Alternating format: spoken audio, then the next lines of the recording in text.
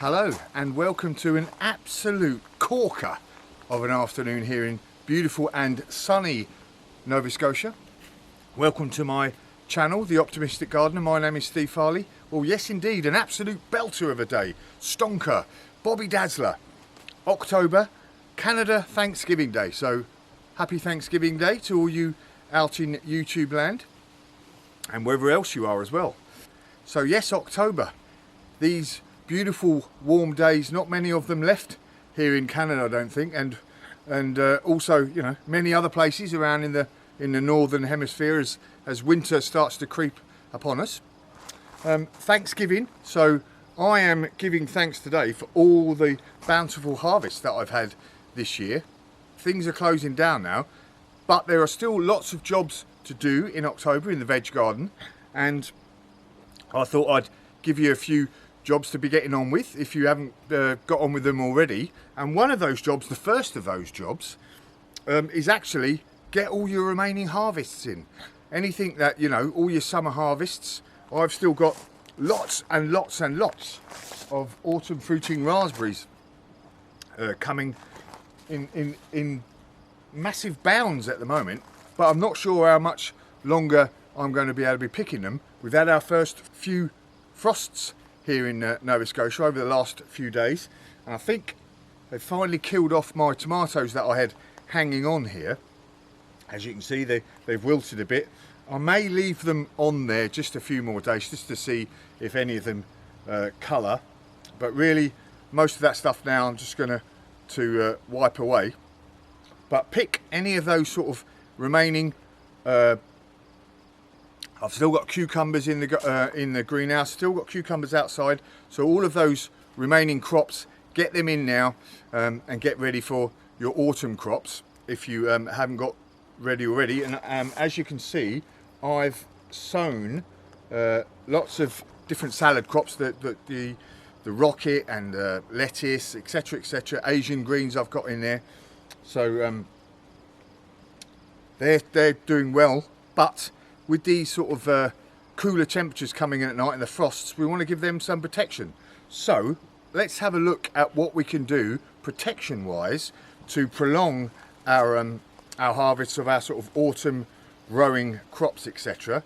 I've got carrots in, kale, I've got some beetroots in there, etc., broccoli. So why don't we have a little look to see what we can do to sort of prolong the harvest into the winter time. Number 2. So I was getting ahead of myself a bit in the last scene, saying that, you know, we brought all the harvest in, which is what I'm doing now, and then I want to look at different ways of extending the harvest, because the next thing I actually want to do is, once I've, you know, got all the last of the tomatoes in, me raspberries and things like that, is to clear away all the old vegetation. Because whereas in the garden, in the flower garden, I'm starting to leave the flowers, you know, like the seed with the seed heads, etc., leaving them there over the winter time now, providing food for the birds, and then a little home for the insects, whether it be good insects or bad insects, giving them somewhere to live over the winter time, a bit of protection. That is good. So I'm leaning that way with regards to sort of flowers, etc. But in the veg garden, I want to get it all ready. I might want to use the bed for some autumn crops like kale and broccoli, etc., or I just want to clear it away, and I can put this vegetation to work in the next few months, can't I, by getting it in to the compost heap. And we'll have a look at the compost heap in a minute, but, you know, lots of stuff here. Let's not let it waste here on the vines, etc. Let's get it in the compost heap working for us. Now let's have a little butchers at the compost heap and some of the other things I can do in the compostarium in October. So I forgot to mention that when I'm pulling all of this stuff up now, I'm not pulling it out of the bed itself. I'm not pulling roots and all out. I'm going to cut them off at the base, just at soil level really, because no dig gardening. We're trying to minimise disturbing the soil and all the organisms inside them. You know, there's all organisms living in the soil, and we want the soil to be at its, you know, that's our greatest resource, and we want it to be in perfect harmony, working, all the different organisms working together, so I don't want to disturb it. So when you're getting rid of all of your crops now, cut them off at soil level. That stuff will rot down over the winter time, providing food for the soil organisms. And you can still use all the rest of the plant in the compost area. Right, that is me finished with that bit now. Onto the compostarium. So I'm down here at the rather scruffy back end of my garden where I've got my compostarium and leaf mould area, etc. And one of the most important jobs that I do around this time of year is getting all the sort of sieving leaf mould and getting some leaf mould ready for next spring, before all the frosts come and both my compost heaps and the leaf mould all freezes up really for the winter, because the sun doesn't get here. But leaf mould, look at that. That is black gold, and that is one of my main stays in my sort of little fight that I have against using peat-based compost. So I'm trying not to use any sort of peat-based compost, and this is really good leaf mould for seedlings. So planting seeds and those first few weeks after they've germinated, etc., leaf mould is a great resource to use instead of a peat-based compost. It doesn't have loads of nutrients in it, which a seedling or a seed doesn't need. It won't get waterlogged. You know, it's just a really nice medium to use for your seeds. And so at this time of year, the leaves are just starting to fall in the garden. I've got a big chicken wire area there full of leaves that from last year. So what I'm going to do is I'm going to sieve all this sort of stuff. So I've got quite a few bags of leaf mould for next spring. Empty these boxes basically, 1, 2, 3, and then I'll move all of that leaf mould in there into these beds. I can use that leaf mould that's in my chicken wire areas on my beds if I want to, but if I want to let it go a little bit longer to create this absolutely fantastic, it's like light and crumbly. You can't believe that that's actually leaves. But so then when all the leaves drop down this autumn, I'll move them into that sort of area there, and they can rot down for a year. And you might think, oh, that's a bit of a malarkey, but it's not. You know, once we've got the whole process going, now it's just one job: move that into there, that lot into there, and I've got this fantastic free resource. And then also, like I said, you can use leaf mould. After a year, it will rot down nicely as a really good mulch for both your veg beds and your flower beds. So that's fantastic. So here in my leaf mould area, that's what I'm doing in October, getting ready for all the leaves to fall, getting ready for next spring. So compost, another one of the things to be doing at this month. All your sort of vegetables will be finished, all your tomato plants, your courgettes, zucchini, whatever you want to call them, all of that sort of stuff you'll be pulling in now. Lots of green waste to chop up, get it in the compost heap, mix it up with, you know, if you don't want to use leaf mould, make a leaf mould bin, you know, mix it up with leaves. I've got cardboard here, brown paper, etc, etc. You can get really scientific with it, but at the end of the day, if it's 50-50, 50 brown stuff, 50 green stuff, you're going to be all right. Yeah, so get that, and that's going to be there over the winter time, and it will freeze up in my garden, but in the UK or anywhere sort of south, towards the south of US, etc, where it's not going to freeze up much, sort of, what is that, zone 8, something like that, maybe zone 7, your compost heap will continue to work throughout the winter, and come springtime you've got a fantastic resource of your own compost, rather than having to buy any stuff from, you know, from the garden centre. So it's obviously a lot cheaper, and then you know where everything's come from, you know there's no chemicals in it. So again, working in the compost heap, just dump all your stuff in there. If you know, like I said, you don't have to be scientific. Get a little corner, nice square pallets, you know. It can be a bit neater than this, but you know, all it's got to, you know, pallets, easy enough. Dump all the green stuff in there, a load of leaves in there, mix it all together. Job's a good one. By springtime you'll have a nice compost. So as I said, it's Thanksgiving Day here in Canada. You know, we're into the second week near enough. Is it the second week? I think we are into the second week in October. I'm in me short sleeves, even got my shorts on still, and things are still growing nicely. The autumn crops, like these carrots I've got here, are growing nicely, but as I've said, we've had a few frosts already, and those frosts are going to be increasingly here every single day soon.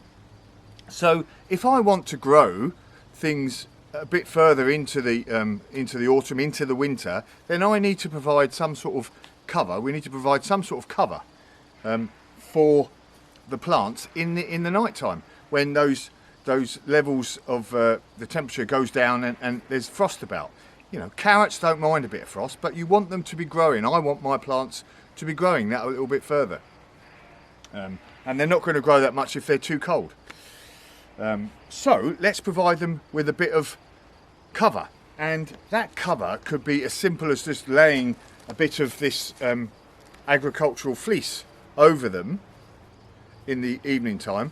But you know, sort of next one up, and this is pretty basic in itself, is just I've got some electrical conduit here, and all I've done is fix that in with some nails, as you can see. Whoa, that's quite stiff.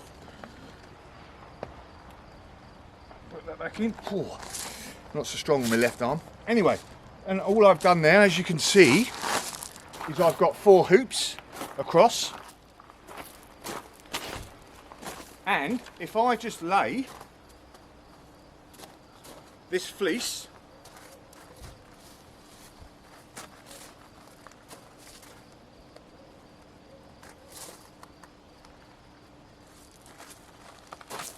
over here like this. I've got the wrong one out here actually, and it's not going to go over as well, but you get the point. I'll just weigh it down with some rocks, etc. around here. I've only got to have it there in the night time, and that will keep the frost off. A nice little microclimate around the plants, and that could be anything from broccoli, carrots I've got in there, lettuce, etc. And that is a nice easy method. Doesn't have to be agricultural fleece. You can put you can use polythene, etc. But this, you know, this is just a temporary method, and that will do the job for a few months, you know, up until the snows sort of come. When the snows come, that's obviously not going to be, this is not going to be as good a piece of kit. So on to the next level of sophistication of what we want, or what we can use to extend our season. Okay, for something a little more permanent, how about a wooden frame? This is the this has got a cage on it at the moment. This is normally my strawberry cage, but I'm adapting it so that I can use it to put some covers on. Really, all I've done on this one here at the moment is I'm putting some fleece over at the moment, and when I get hold of some polythene, I'm going to put some polythene over it, and that will provide me cover quite a long way into the winter, even, you know, when it snows and stuff, this nice wooden frame should keep the crops. And in this case I've got some rocket in here, or arugula, and I've got some lettuce and some kale, etc. in here as well. So this is a nice permanent, more permanent solution, and you can see how to make this in my, there's a video up there now how to, I think it was a strawberry cage or whatever, but it shows you how to make this particular cage if you're interested. So this is a bit more permanent. Now, I'm not going to go into more detail than that, but what I'm basically saying is, one of the jobs that you should be looking at is providing your vegetables with a bit more cover if you want them to go a bit further into the winter. And I'll be releasing a video, on actually how a full-on extend your season video with the different types of things you can use. And obviously I've got my greenhouse which I'll be growing crops into, and cold frame, etc. So look out for that video in the next week or so. But provide them with a bit of cover and you will get a longer season out of them. So a last, very important and definitely not least job to be doing in October in the veg garden is plant your garlic. This is the great time to be planting your garlic. Obviously in the autumn, fall, gives them a chance to get themselves bedded in before the winter starts, and then obviously over the winter they need that period of cold stratification, so that helps them to trigger their individual, let me get this one open, trigger those individual bulbs, look at that big fat one, to turn into those individual cloves rather, to turn into bulbs with lots of different cloves in them. So planting garlic in October, a great time to be doing it, and it's so easy. Garlic is so easy to grow. Plop it in and that's it. You'll get 2 crops out of it. You'll get the scapes about 6 weeks before you actually harvest the garlic, and then you got the garlic themselves. And like I said, so easy to grow. Plant it in and that's it. Bit of watering in the summertime, early summer, job's a good one. A cracking job for October. So there we go, a few important jobs to be doing in the veg garden in October. First of all, we want to harvest the last of our sort of summer fruits, and these peppers may not be of the largest amount I've got, but they'll roast down nicely if I've got enough of them. So collecting that harvesting, very important job. Then once you've done your collecting in of your last summer harvest, let's get it away and get it in the compost heap. That can be working for me within the next few days, rotting down to providing next year's compost to grow all the lovely fruit that I want to grow. So we're harvesting, then we're clearing away, get it all into the compost as I showed you. Utilise all your kitchen waste, your garden waste, etc., brown cardboard, and then now, as you can see, that beautiful tree there is already turning an absolutely wonderful colour there, but the leaves are starting to fall now, so then we can get all those leaves, rake all those leaves up, get them in a corner, let them rot down nicely in their own time, and you get that beautiful leaf mould, whether you're using it as a mulch or you're sieving it and using it as a seed compost. Great stuff. And then obviously if we want to extend the harvest of the plants that we've sown over sort of August, September time, and we want to get it in to I want carrots at Christmas for my garden, a nice bit of broccoli maybe, then utilise some sort of cover, whether it be just a basic cloth horticultural fleece over some electrical conduit, or something a bit more permanent like that wooden frame, or the greenhouse behind me. Obviously you can be growing all the way, quite the way into winter time, and in my big greenhouse I've actually been growing things very slowly over winter completely. So there we go. And obviously We want to be planting garlic because we want all that lovely garlic, one of the great flavours of the kitchen, next summertime. There we go, a few jobs for October, get them done. I'm going to carry on doing mine. I've got all this stuff behind me. First of all, I think I might have a few of these raspberries. Job's a good one.